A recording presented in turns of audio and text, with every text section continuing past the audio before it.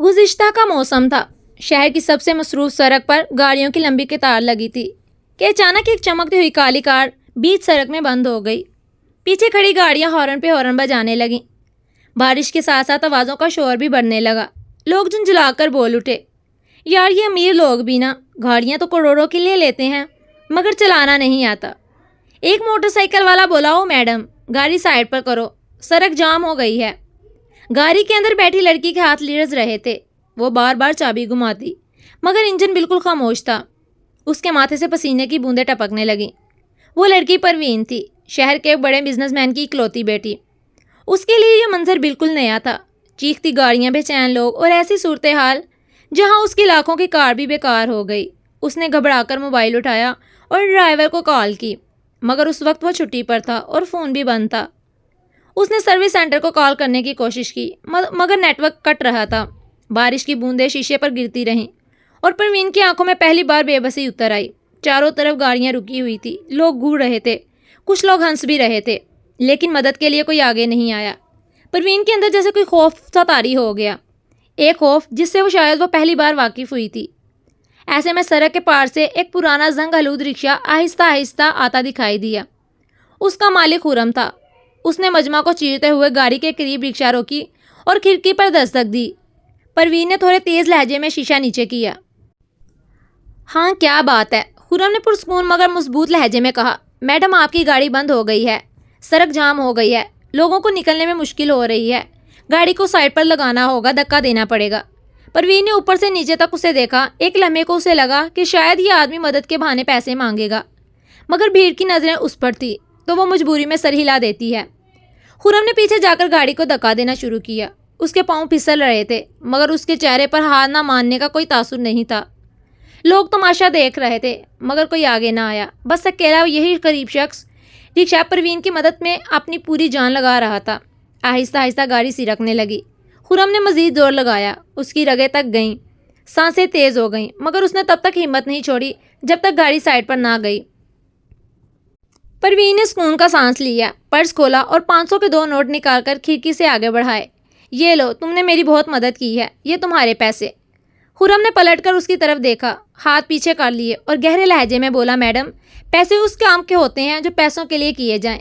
میں نے تو انسانیت کے لیے ہاتھ بڑھایا ہے اور انسانیت کا کوئی دام نہیں ہوتا۔ یہ کہہ کر اس نے اپنا رومال کندھے پر ڈالا اور واپس اپنے رکشے کی طرف بڑھ گیا۔ پروین کے ہاتھ میں نوٹ ویسے کے ویسے رہ گئے۔ اس کا دل دھڑکنے لگا۔ اس نے پہلی بار محسوس کیا کہ اس شہر کی بھیڑ میں کوئی ایسا بھی ہے جسے پیسوں سے نہیں خریدا جا سکتا۔ وہ کھڑکی سے باہر دیکھتی رہی۔ بارش میں بھیگتا ہوا وہ شخص، اس کے الفاظ، اس کی انسانیت، اس کی خودداری، سب اس کی یادوں میں اتر گئے۔ ٹریفک پھر سے چل پڑا مگر پروین کا دل وہیں اٹک گیا۔ اسے اندازہ بھی نہیں تھا کہ یہ ملاقات اس کی زندگی کا رخ بدلنے والی ہے۔ چند دن بعد پروین کو دفتر کی ایک اہم میٹنگ میں جانا تھا جس میں دیر ہونے کا مطلب کروڑوں کی ڈیل ہاتھ سے نکل جانا اور اس کے والد کی عزت پر سوال کھڑا ہو جانا۔ لیکن اس روز بھی ڈرائیور گاڑی لے کر کسی کام سے گیا تھا اور وقت پر نہیں پہنچا۔ پروین نے طے کیا کہ ڈرائیور کا انتظار کرنا صحیح نہیں ہے، وہ خود کسی رکشے میں بیٹھ کر نکل جائے گی۔ وہ باہر نکلی تو اس کی نظر ایک پرانے رکشے پر پڑی۔ وہی رکشہ اس کا مالک خرم تھا جس نے برسات میں اس کی مدد کی تھی۔ پروین نے ہاتھ کے اشارے سے رکشہ روکا۔ خرم نے فوراً رکشہ ایک طرف لگایا اور ادب سے بولا، بیٹھیے میڈم۔ پروین نے شاید اسے پہچانا نہیں مگر خرم نے ایک ہی نظر میں پہچان لیا تھا کہ یہ وہی لڑکی ہے جس کی گاڑی اس نے بارش میں دھکا دے کر سائڈ پر لگائی تھی۔ پروین خاموشی سے رکشے میں بیٹھ گئی۔ اس کے ہاتھ میں ایک بڑا سا بیگ تھا جس میں کمپنی کی اہم فائلیں اور ادائیگی کے کچھ پیسے تھے۔ وہ بیگ اس کے والد نے خود دیا تھا اور جاتے وقت کہا تھا، پروین اس میں لاکھوں روپے اور ضروری کاغذات ہیں، انہیں احتیاط سے پہنچانا، ذرا سی غلطی بڑی مصیبت ہو سکتی ہے۔ رکشہ آہستہ آہستہ چل پڑا۔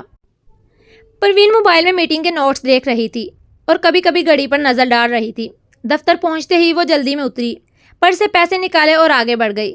جلد بازی میں اسے احساس ہی نہ ہوا کہ بیگ ابھی رکشے کی سیٹ پر ہے۔ ارسلان نے بھی بیگ پر دھیان نہیں دیا اور رکشہ آگے بڑھا دیا۔ اسٹینڈ پر پہنچا۔ جب اس نے بیگ دیکھا تو حیران رہ گیا۔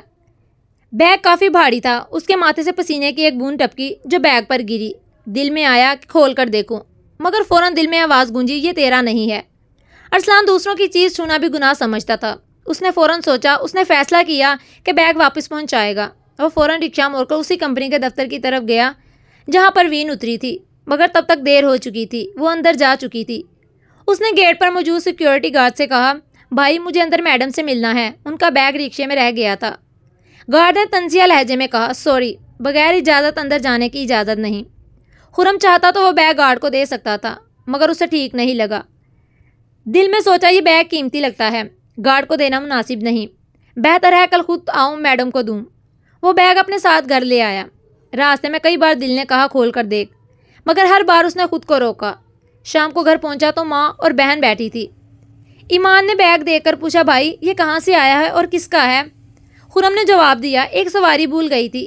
ماں نے دھیمی آواز میں کہا، بیٹا کھول کر دیکھ، کیا پتا اس میں پیسے ہوں، تیری بہن کی شادی قریب ہے، شاید اللہ تعالیٰ نے کوئی ذریعہ بھیجا ہو۔ ایمان کی آنکھوں میں بھی امید کی چمک تھی۔ بھائی اگر پیسے ہوئے تو سب پریشانیاں ختم ہو جائیں گی۔ خرم کی نظر بہن کے معصوم چہرے پر پڑی، دل کانپ اٹھا۔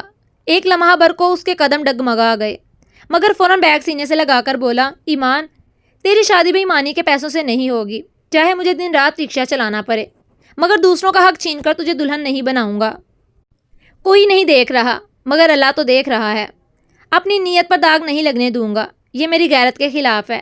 یہ سنتے ہی ماں اور ایمان شرمندہ ہو گئیں، دونوں کے چہرے جھک گئے۔ خرم نے دل میں سوچا، ماں اور بہن بھی تو غلط نہیں، جب گھر میں پیسے نہ ہوں تو دل کمزور پڑ جاتا ہے۔ اگر آج میں لالچ میں آ گیا تو اپنی روح پر ایسا داغ لگا لوں گا جو کبھی نہیں مٹے گا۔ اگلی صبح وہ بیگ لے کر کمپنی کے دفتر پہنچا۔ ریسیپشن پر کھڑے آدمی نے اوپر سے نیچے تک اسے دیکھا۔ کیا چاہیے؟ خرم نے احترام سے کہا، میڈم کل بیگ رکشے میں بھول گئی تھی، یہ انہی کا ہے، واپس کرنے آیا ہوں۔ ریسیپشن نے حیرت سے بیگ لیا اور کھولا۔ اندر اہم فائلیں اور لاکھوں روپے تھے۔ وہ دنگ رہ گیا۔ اس نے رجسٹر نکالا اور کہا، اپنا نام لکھو شناخت کے لیے۔ خرم نے کانپتے ہاتھوں سے لکھا، خرم رکشہ ڈرائیور۔ تھوڑی دیر بعد جب پروین دفتر آئی تو بیگ دیکھ کر چونک گئی۔ یہ بیگ کہاں سے آیا؟ ریسیپشن نے بتایا، میڈم ایک رکشہ ڈرائیور واپس دے گیا ہے، کہہ رہا تھا آپ بھول گئی تھی۔ پروین کے دل میں وہی منظر پلٹ آیا، وہ بارش، وہ دن، وہ شخص جو پیسے لیے بغیر اس کی مدد کر گیا۔ اس نے رجسٹر دیکھا، خرم رکشہ ڈرائیور۔ پڑھتے ہی اس کی آنکھیں نم ہو گئی۔ دل نے کہا، پاپا ہمیشہ کہتے تھے غریبوں پر بھروسہ نہیں کیا جا سکتا، مگر اس آدمی نے ایک لمحے میں ان کی ساری باتیں غلط ثابت کر دیں۔ اگلی صبح آسمان پر ہلکی سی دھند تھی، ٹھنڈی ہوا گلیوں سے گزرتی جا رہی تھی۔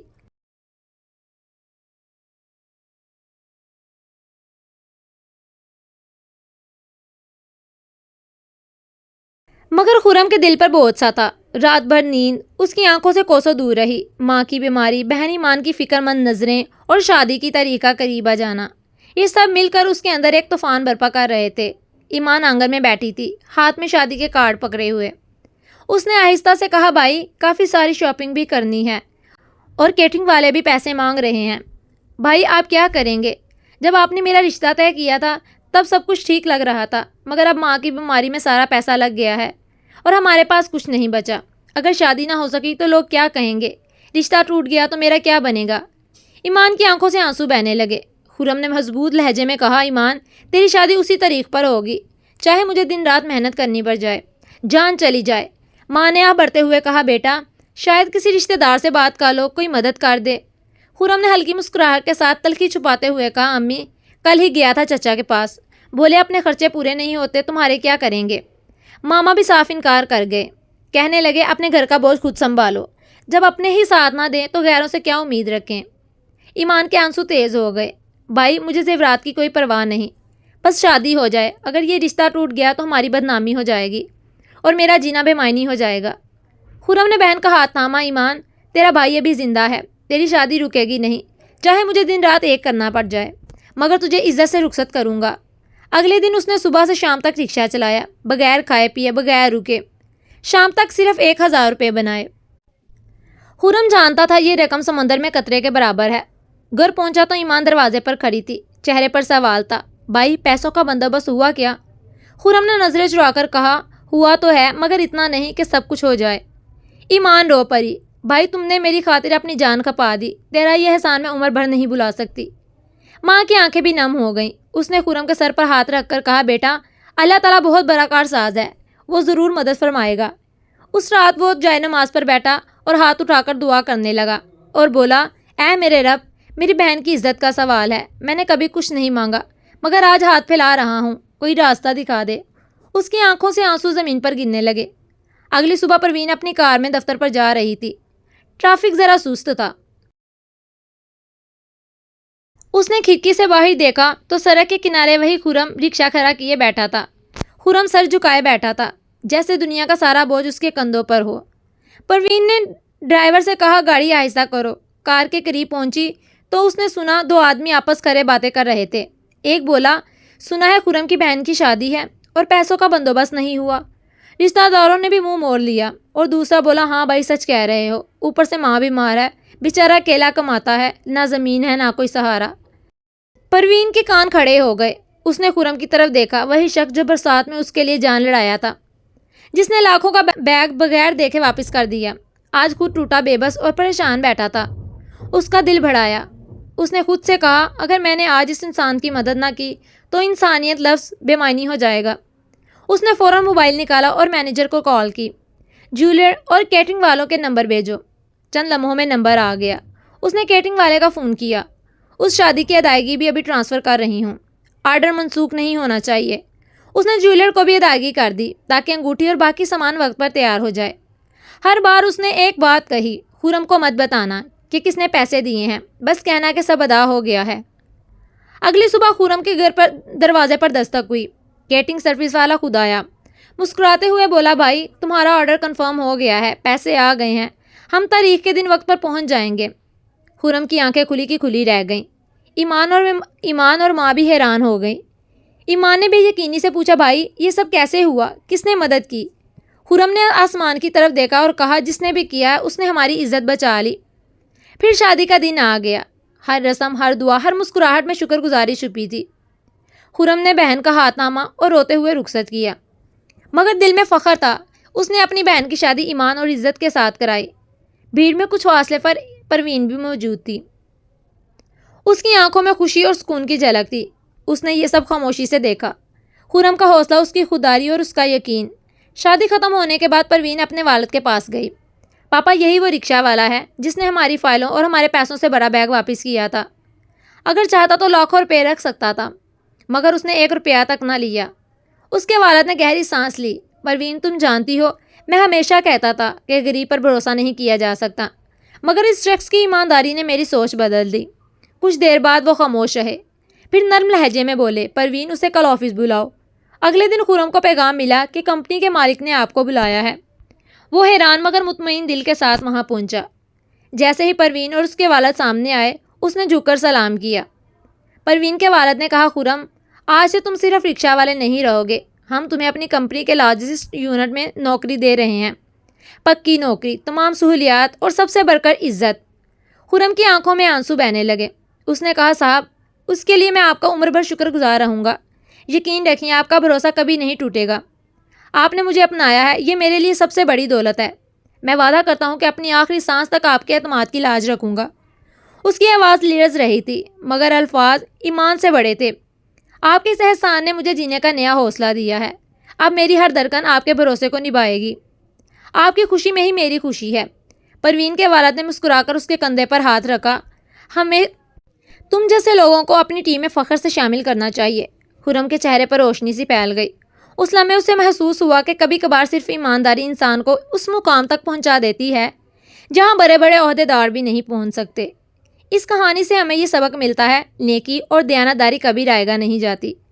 کسی کے چہرے پر مسکراہٹ لانے والا احساس دراصل خدا کے بہت قریب ہوتا ہے۔